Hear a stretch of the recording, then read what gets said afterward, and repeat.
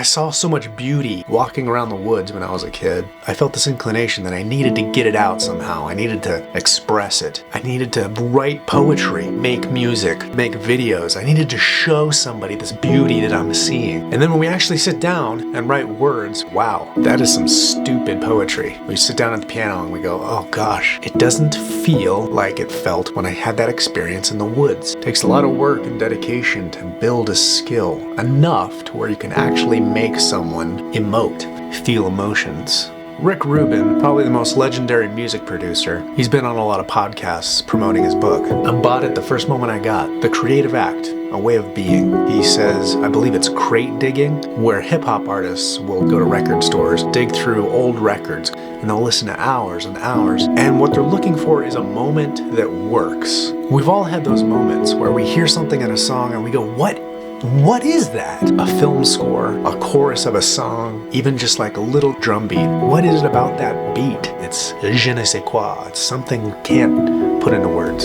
Something about that inspires me so much. If I could just spend the rest of my life listening to hours and hours of tapes and finding that moment. The idea that everything already has been created and discovered, it's a little bit sad because the inclination of our spirit and our potential is to want to find novel things, find magic. The artist sees patterns that are so subtle that others might not take notice. I almost want to be an observer of patterns. I don't have to think of myself as an artist or a musician or a writer. I can be an explorer and a noticer of beautiful patterns. That feels so much better. There's certain movies I almost didn't want to admit that I liked, but more accurately, there's moments of certain movies and there's moments of songs that really stick out.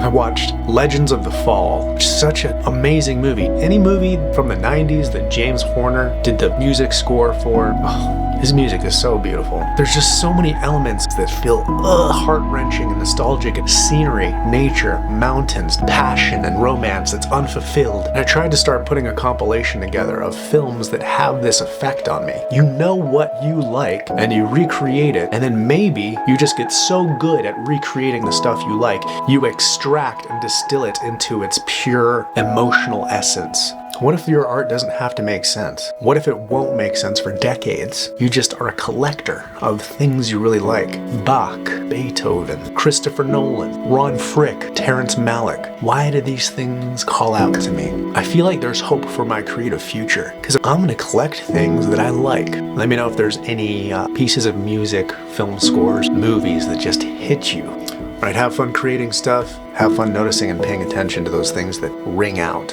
All right, see you later.